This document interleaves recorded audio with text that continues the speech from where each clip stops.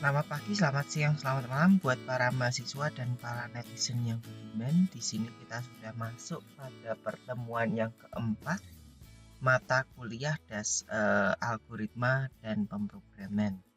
Nah, pada pertemuan yang keempat ini kita akan membahas tentang apa itu algoritma sederhana. Ya, jadi apa itu algoritma dan algoritma yang sederhana. Nah, kita mungkin akan bahas sedikit ya. Kita akan flashback ulang. Ya, mungkin di sini satu hal yang mungkin menurut Anda itu tidak perlu dipikirkan ya. Jadi ini hal yang sangat sederhana. Jadi algoritma penjumlahan. Jadi penjumlahan itu berkaitan dengan deret angka. Ya, jadi biasanya deret angka tersebut itu diimplementasikan di list atau array. Ya, di list. Mungkin list ini Anda belum pernah dengar. Nanti akan dijelaskan ya list. Apa itu list itu mungkin di mata kuliah struktur data. Ya, sebetulnya ini mirip dengan array.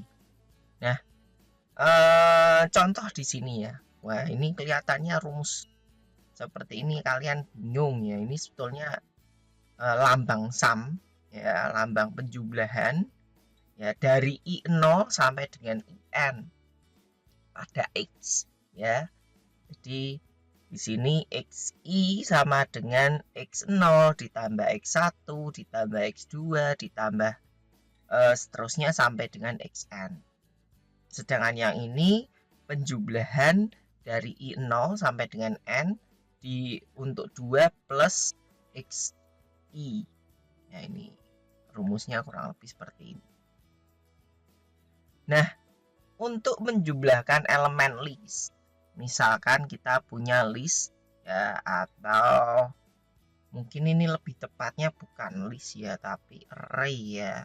Jadi, punya array ya, punya array ya. Jadi dia punya array yang berisi 12, 34, 23, 1, 3. Artinya di sini kita bisa menggunakan indeks. Ya, jika menggunakan matematika kita bisa menggunakan sum X0, X1, X2, X3, X4 dan seterusnya. Nah, sama saja kalau di dalam apa itu namanya? Di dalam bahasa pemrograman ya, kita bisa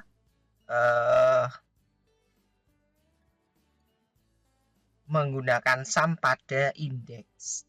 Ya, jadi indeks ke-0, indeks ke-1, ke-2, ke-3, ke-4 dan seterusnya. Ditambahkan hasilnya sama dengan 73. Nah, untuk notasi penjumlahan, ya, notasi algoritma penjumlahan yang salah di sini kita bisa lihat. Ini bukan .py ya, ini CPP. Nah, ini ya, penjumlahan .cpp ya, menjumlahkan array di mana X sama dengan 12, 34, 23, 1,3. Algoritmanya di sini kita menggunakan traversal. Traversal itu kita bisa lakukan loop seperti itu ya. Nah, dilihat ya, ini kesalahannya apa? Anda lihat, kenapa harus menggunakan pengulangan? Ya, jika langsung menghitung output menjadi benar. Tetapi jika X di input user dengan banyak sekali elemen, apakah bisa dihitung manual? Maksudnya seperti ini. Ya. Dia melakukan pengulangan padahal di sini ditambahkan. Sudah ada penambahan, kan tidak. Seharusnya kita bisa menggunakan variabel penampung. Misalnya ya, kita punya S sama dengan 0, S sama dengan S plus XI. Ya, seperti itu. Tapi karena ini notasi Ya, berarti kan ini bukan sama dengan, tapi ini ya tuh ya. Nah, jadi ini, nah ya algoritma penampung misalkan jika array berisi itu ya, maka punya variabel s awalnya 0. Dia melakukan pembaharuan nilai variabel s setiap langkah algoritmanya.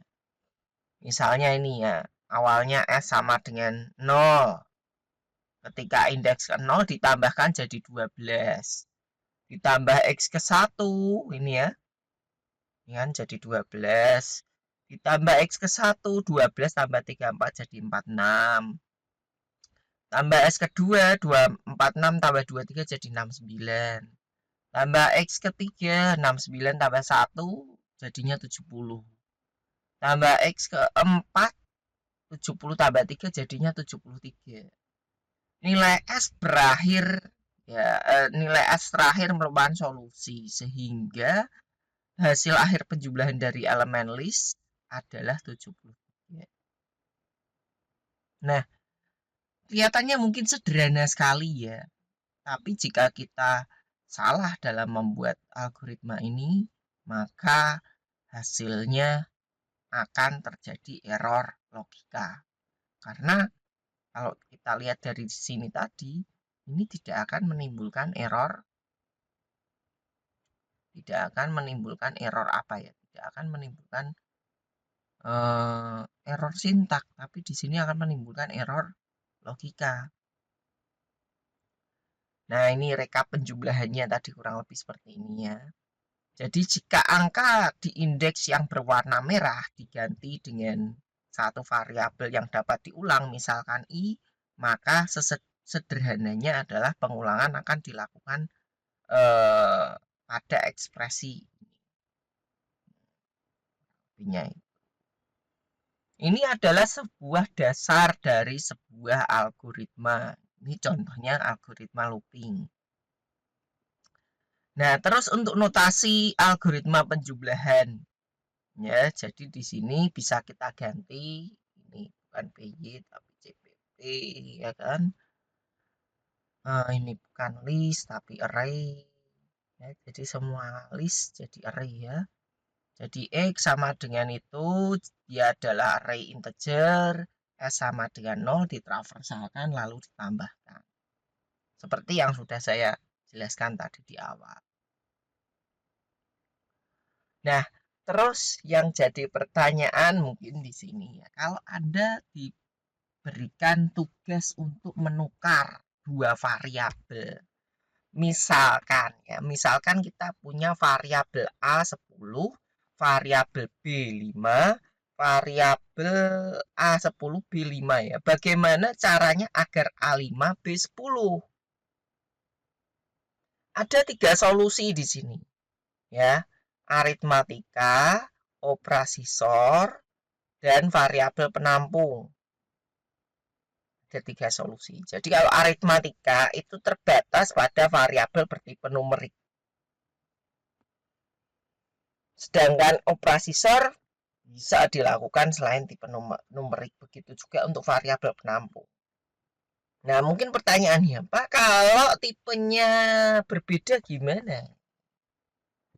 Tipenya yang satu integer, satunya char, ya kita bisa lakukan casting. Ya. Mungkin seperti itu. Tapi kita harapkan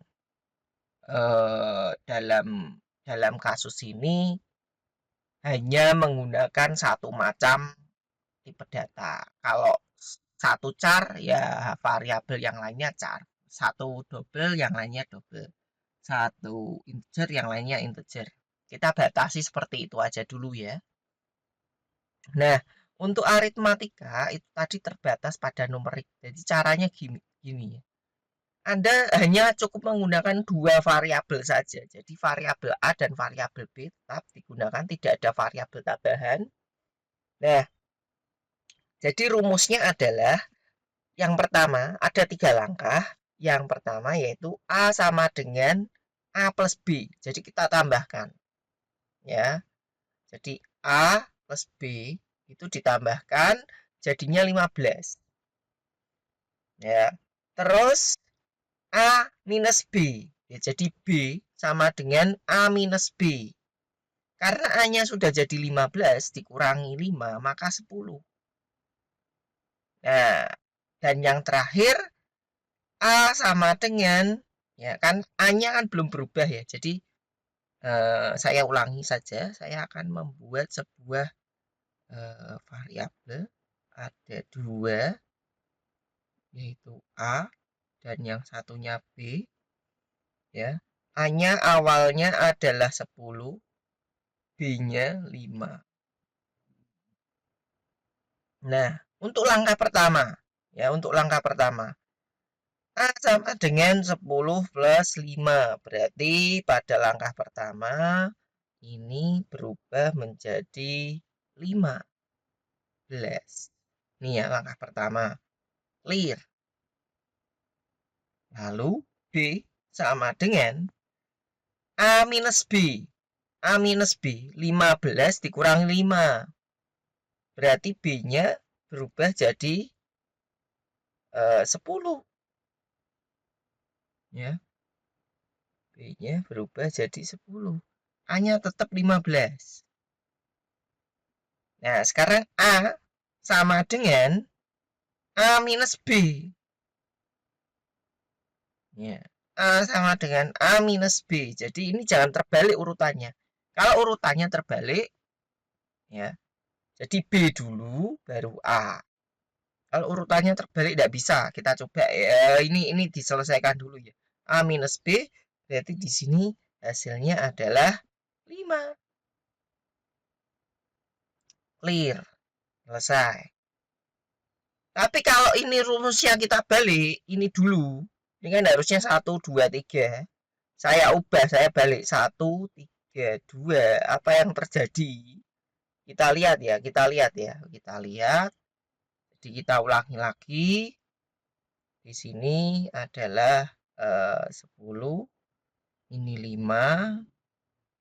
Langkah pertama ya, langkah pertama ini dulu. Ya, berarti langkah pertama A plus B jadinya 15.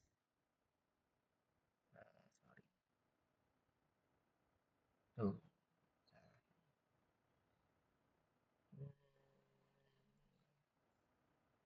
15. Lalu kita kerjakan langkah ke, oh ini kebalik. Ini langkah kedua, baru langkah ketiga. A minus B lagi, A minus B. A minus B, berarti A-nya tetap jadi 10. Iya, A-nya jadi 10. Ini ya, A-nya jadi 10. Langkah ini dulu ya, langkah yang ketiga dulu. Nah, terus B sama dengan A minus B, ya B-nya tetap 5. 10 dikurangi 5 tetap 5.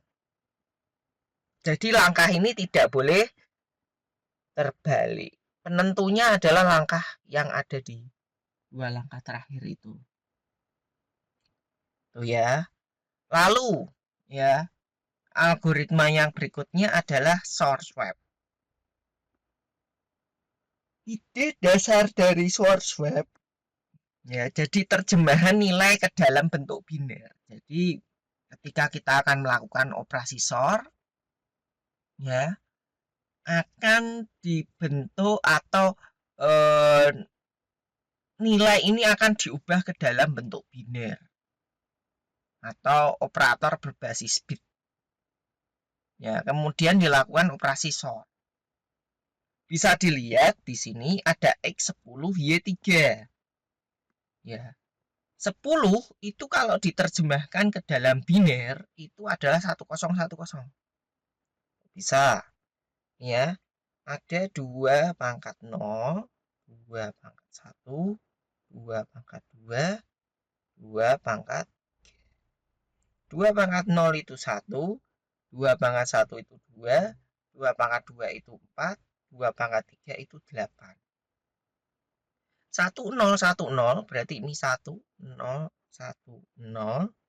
Ini berarti yang 00, yang ini 2, ini 0, ya 0, ini 8. Ya. 8 ditambah 2 sama dengan 10. Nah, kalau yang 011 berarti 2 ditambah 1 sama dengan 3. Ini ya. 2 ditambah 1 sama dengan 3. Seperti itu. Nah, sekarang kita lakukan operasi XOR. XOR kita ketahui bahwa kalau 1 ya, jadi tanda XOR itu bisa ini atau bisa ini ya. Nah, ini tanda XOR juga. Boleh ini atau boleh ini. 11 itu sama aja 0. 10 itu sama dengan 1. 01 sama dengan 1. 00 sama dengan 0. Nah, kita lihat. 1 dan 0 jadinya 1. 0 dan 0 jadinya 0. 1 dan 1 jadinya 0. 0 dan 1 jadinya 1. Sudah oke ya, benar. Di XOR. Ya, jadi X sama dengan X XOR Y. Ya, solusinya seperti itu. Lalu kita lakukan lagi. Ya. Jadi di XOR kan 3 kali. Kita lakukan proses XOR 3 kali. X-nya berubah, Y-nya ya. Ini akan didapatkan sorry. Ini Y ya harusnya ya. Ini Y. Ini Y. Seharusnya Y, salah. Ya. Terus Y sama dengan X XOR Y. Jadi X-nya sudah berubah, X-nya sudah pindah ke sini, Y-nya ini X, ini Y, kita XOR-kan hasilnya ini. Ya. Lalu X sama dengan ini X-nya masih tetap ini ya, 1010. Di XOR-kan 1010 Y-nya. Hasilnya 011. Jadi ini sudah tertukar. Ya. Ini sudah tertukar.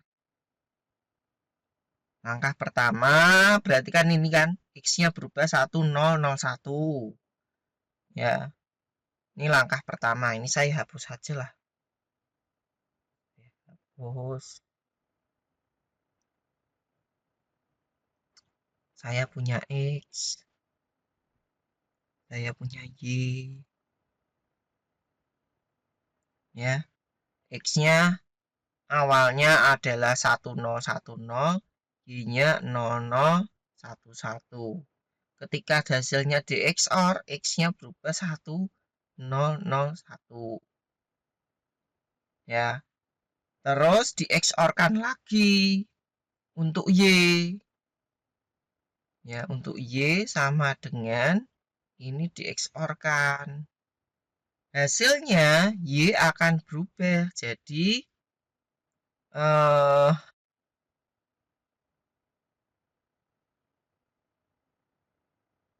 sorry yang ini Y. Ini dapat Y, ini dapat Y, yang ini dapat X ya. Untuk mendapatkan X, jadi X, ini yang dapat Y, ini yang dapat X. Nah, ini kan sudah langkah kedua, ini langkah ketiga. Ini X-nya 1001 di XOR-kan ya dengan 1